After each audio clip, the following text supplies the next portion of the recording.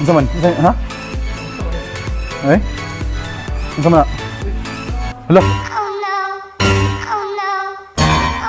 Hala, biskot. Kata ni mo eh. Grabe. Ano na yun?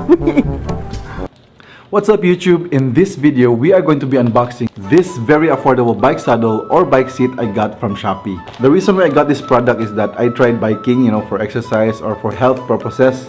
As I ride the bike, murag discomfort sa akong lubot sa akong butt area, no? Ang stock nga lingkuranan sa akong bike is medyo nipis iyang foam, so dili kay siya comfortable, which leads to, you know, pain in my butt area. So sakit siya, wala na ako gina-enjoy akong exercise. So mo nang ni-check ko sa Shopee kay gusto na ko i-replace. So dito na ko na siya nakita, no? So hopefully nindot iyang performance, although it's very affordable. Unta lang po na dili masayang atong budget. You know, I hope this video would also help those of you who have the same situation as I am. So tara, let's go. So as you can see, no, silupin na iyang packaging. I hope lang unta nga dili damage ang product, and ang ilahang gigamit nga bubble wrap is katong nipis. So hopefully wala lang damage ang product. Sige, let's unbox it na.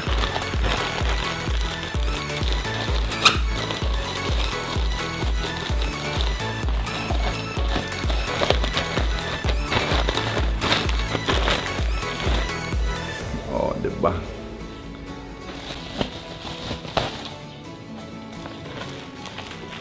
So ready na mo? Okay. Oh, diba?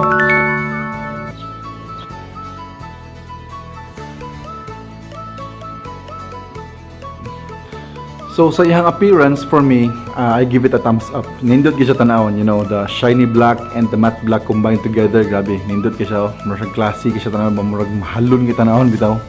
So para sa uban siguro, medyo baduy sa ilaha kay dako siya kalingkuranan. You know, it is 5 cm larger than average bike seats. Pero for me, dili na kay magmatter sa ko ang appearance kay I focus more on its function. Pero basically, nindot nga mo siya tanawon, di ba? Hindi mo siya mabihain sa mga panindot tayo lingkuranan, di ba? Appearance wise, thumbs up po ani. So as you can see, na siya hole, no? More siya air vent. Siguro ang purpose ani is to make your capital cool and fresh while you're traveling, oh, di ba? Ayos kita naon, no? So if you look at it closely, no, na siya murag technology diri. Siguro the purpose of this is for non-slip purposes, para ang imong lubot, you know, intact ka siya, paminti, di siya magligyas-ligyas. It is also waterproof, so kapag mabasa siya sa ulan, pwede rin mo siya trapuhan diretso. So as you can see, na siya reflective strip. So sticker lang ni siya. This is for safety purposes in case magbiyahe ka sa gabi or in dark areas, para ma-recognize ka sa mga vehicle drivers. So as you can see, it is ergonomically designed para dili mag-rub ang imong thigh areas dire, no? See? Para dili na mo agi mong thighs, ilig paddle nimo sa mga pedals ba, para it will prevent, you know, blisters. Ang iyang foam ani is memory foam daw kuno siya, di ba? So kabantay mo tong foam nga kanang imong i-press ang imong kamot and mo form gyapon imong balag imo nang gitangtang. Mo to siya ang memory foam, and mo to siya ang material gigamit ani. So it will contribute more on shock absorption. So talking about shock absorption, I'm saving the best feature for last. So as you can see, na siya duha ka suspension set diri sa liyo. Those are suspension ball design para mo-absorb yung shock and mo-contribute more on comfortability. Diba? So nindot gid siguro ni siya sakyan, no? So anyways, overall sa akong ma-comment ang nga product, sa appearance wise, thumbs up gid siya para sa kuha. And let's try to put this on a test para I can conclude kung recommendable ba siya or dili. By the way, I got this for 430 pesos only. And kung interesado mo, I'm putting the title of this product in the description down below. Okay, so karon, no, before na to itawad ang bago nga bike saddle, ato sang i-test for one last time atong stock nga bike for documentation purposes. So kauban na mi karon sa akong mekaniko, no. Char lang ako nang magulang. So atong destination karon is Paseo de Santiago, located in Barangay Santiago, Iligan City. Diri na to i-conduct atong final testing and itawad atong brand new bike saddle.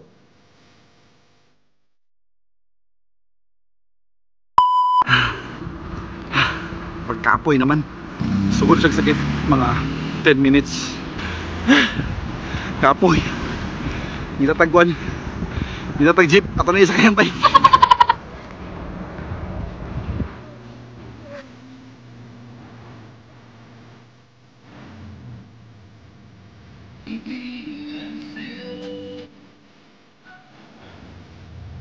Okay, so abutan talo. Dili na nato itawad ang kuan, ang inturanan para mahibala nato kung tinuo ba jud yung comfort. Okay no, so since niabot na sa tong destination, ato na ning itawad atong brand new bike saddle. Actually karon sakit gid siya guys, sakit gid siya. Sakit jud kayo. Dili lang siguro mahalata sa akong itsura kay sa bagay. Sa bagay. Ano naman naman sakitan? Char lang. So as you can see no, medyo nalata ang lingkuranan. Mo nang sakit siya kay murag direct contact na ako ang lubot sa ihang plastic. So sige na, ato na itawad to atong brand new nga chair. Let's go. Okay, so as you can see oh, ato nang itawad itong brand new bike saddle.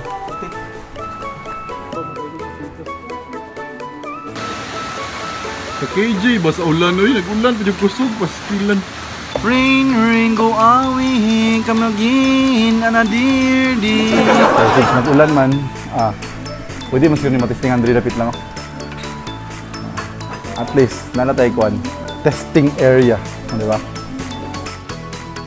So, muna na yung hitsura guys, nga natawad na no. Pero medyo dako siya, compare na to sa kuan, sa stock galing kuranan. Pero, taas na siya gamay. Oh, di ba? Makita niyo mong difference sa ilahang kabagaw no kanipison. Unsa man? Ha? Eh? Unsa man? Hala. Hala biskot. Kuwata nimo eh. Grabe. Ano na yun? So sa makabot pagbalay ani or basig madaot na ni. Hindi makabot pagbalay. Di man siya mabalik. Basta man na mapiko na siya. Mapiko lang. Okay, at least. Pero na may bike shop tumagian. Kay pag makita bike shop, may tatabo na rin siya na kanto. Sige sige. Pero at least ang akong unsa tawag niya? Bike stem? So ang seat post. Ang seat post, at least ang seat post ang bike nanay design no. Medyo curved na siya gamay.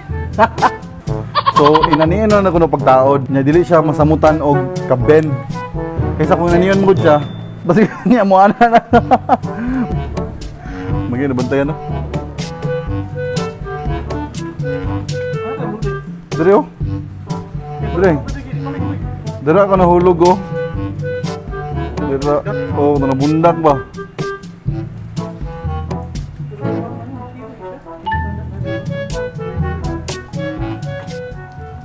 Sige, so ato na i-try no. Kung tinuod ba jud ka nga comfortable gid sa kalingkuranan. So para sa mga beginners nga mga bikers tan ako, you can start with the bike saddle. Dito ka sugod sa comfortability, at least comfortable ang imong exercise. Ayos kayo bay. Comfortable gid siya, layer jud kayo ang diferensya. Ayos kayo. Woo! Ayos kayo. You're like sitting on clouds. Ayos kayo, nindot gid siya. So karon, ang question ani is kung until when ba kahaya ang durability.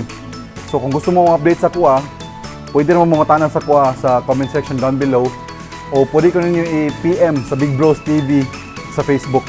So if mo PM mo or mo comment mo, I will definitely reply sa iyang current condition. So as of now, ang akong comment sa iya is 2 thumbs up.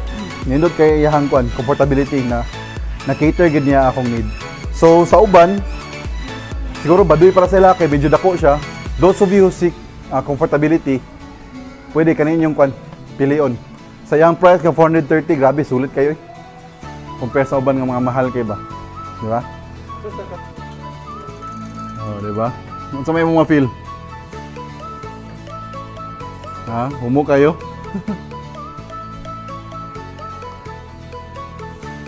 So unsa man, highly recommended ba siya or kuan? Unsa ba? Highly recommended. Highly recommended siya. So thumbs up para sa akong brother, di ba?